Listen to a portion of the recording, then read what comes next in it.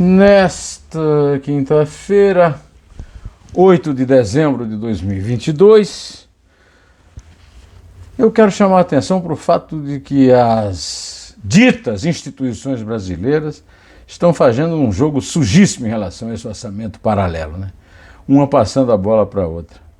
E depois o nego reclama que tem cara querendo dar golpe, né? É a respeito desse problema que eu quero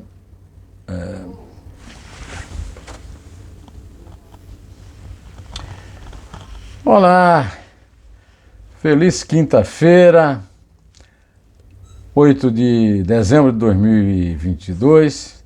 É um prazer estar aqui com você para comentar hoje como as ditas instituições brasileiras agem de forma vergonhosa, empurrando uma para a outra a responsabilidade sobre um dos maiores crimes cometidos no Brasil, que é o orçamento secreto inventado pelo Centrão no Congresso.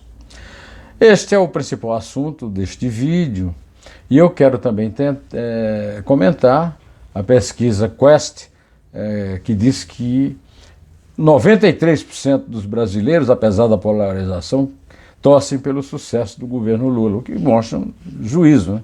Porque, afinal de contas, não tem importância em quem votou, a importância é que todos serão atingidos pelo sucesso ou pelo fracasso do governo que vai assumir dia 1º, né? O Merval Pereira escreveu no Globo que os militares que apoiaram o Bolsonaro serão tão cobrados quanto ele.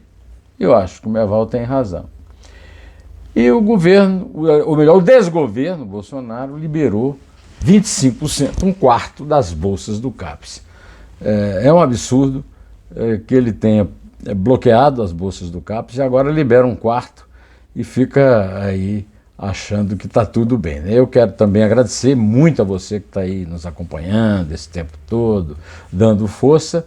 E vamos ao vídeo do dia, agradecendo essa ajuda e fazendo um apelo para que você leve amigos ao nosso vídeo, traga amigos para o nosso vídeo e leve aqui o nosso vídeo para as suas redes sociais, né?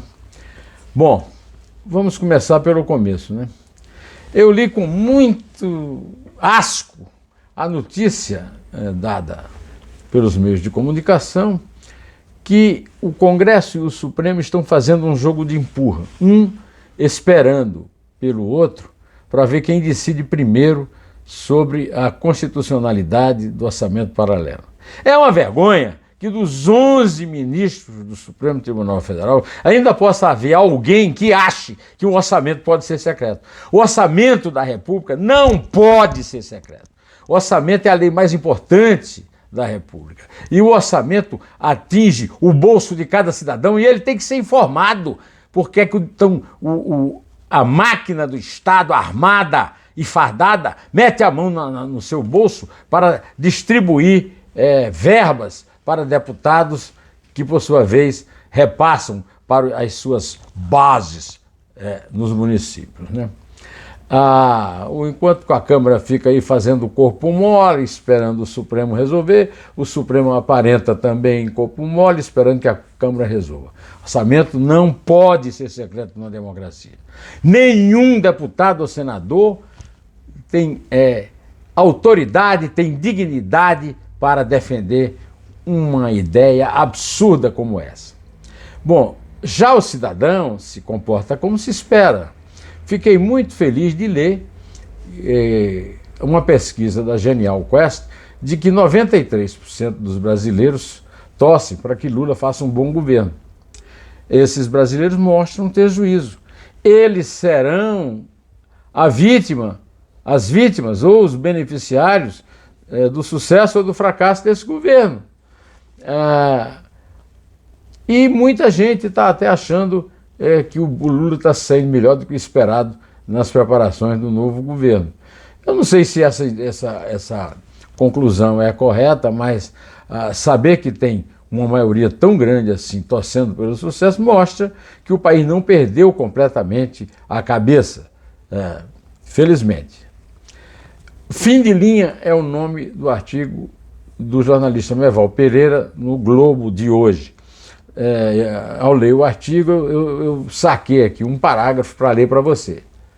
Ao se transformarem em áulicos de Bolsonaro, os militares que se envolveram em sua aventura antidemocrática rebaixaram-se a seu nível, fazendo com que a corporação, bem vista pela população, especialmente por ações sociais de segurança pública e pela atuação de Força e Paz no Haiti, perdesse apoio de boa parte dela. Pesquisas recentes mostraram que metade da população considera que a participação de militares no governo foi prejudicial. E eu diria mais, o desgoverno, viu, meu irmão, foi muito prejudicial à imagem das Forças Armadas, que era positiva, como você muito bem mostra nesse seu artigo. Bom, como eu já disse no começo, o governo, que tinha acabado de bloquear as verbas para a educação, levando a praticamente zero, agora liberou 1/4, 25% das bolsas do CAPES. A prioridade será para programas voltados à formação de professores da educação básica. Faltam 150 milhões para o pagamento de 200 mil bolsas. O desgoverno Bolsonaro não cansa de nos ofender e nos envergonhar. É uma vergonha pública, conforme demonstra essas seguidas decisões de vai e vem em relação a uma coisa importante como é o CAPES. E como é a educação, né? Agora, eu achei até ridícula a notícia que eu li no Globo, de que o braço direito de Augusto Aras, a subprocuradora-geral da República, Lindora Araújo, que nunca fez nenhuma questão de esconder o seu bolsonarismo, chocou os integrantes da Procuradoria-Geral da República com a sua fala no julgamento do Supremo Tribunal Federal, em que saiu em defesa do Congresso, minimizando a gravidade do orçamento secreto e desdenhando reportagens jornalísticas que revelaram desvios no uso do dinheiro público. Essa senhora desonra a instituição, a democracia e a República. Devia ser punida, no mínimo, com afastamento do cargo. Não pode ser subprocuradora da República uma pessoa que tem um desprezo tão grande pela democracia e faz uma profissão de fé tão grande pela ditadura, pelo fim da democracia, pelo fim da liberdade que tanto bolsonaristas como ela pregam por aí. Bom, ontem eu lamentei muito a decisão do presidente do Peru, Pedro Castillo, de bloquear as atividades do Congresso. Mas o Congresso reagiu rápido, ele não tinha apoio de ninguém, é um aventureiro pior do que o Bolsonaro, né, apesar de ser de esquerda, né?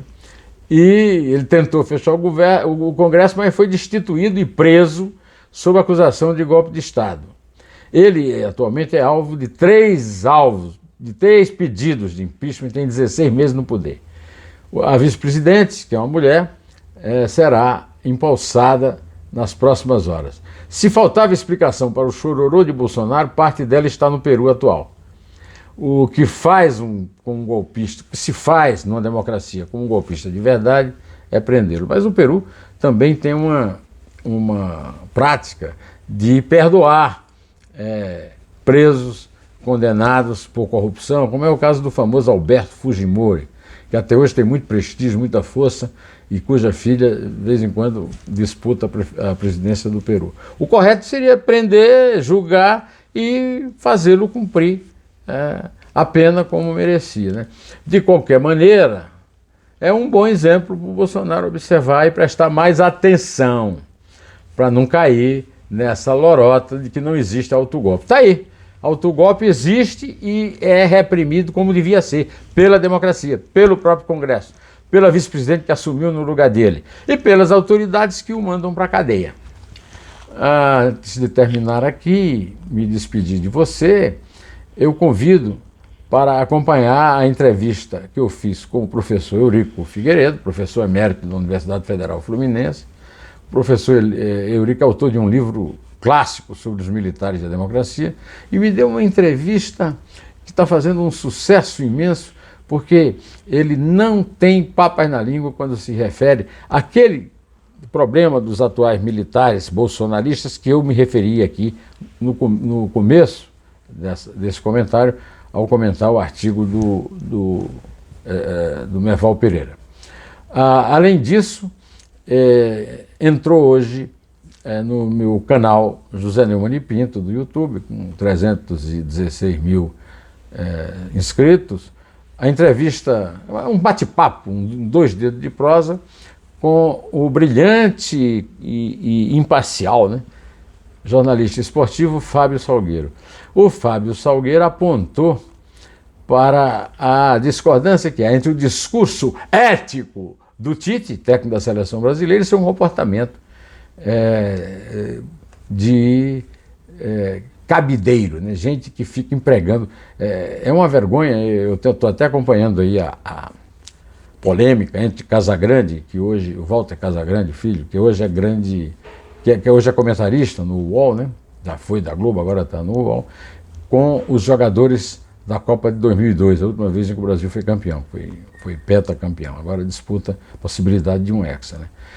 Realmente não tem sentido ficar gastando dinheiro da CBF com um jogador que ele ganhou uma Copa em 2002 e colocá-lo ali numa posição de destaque e tal, né?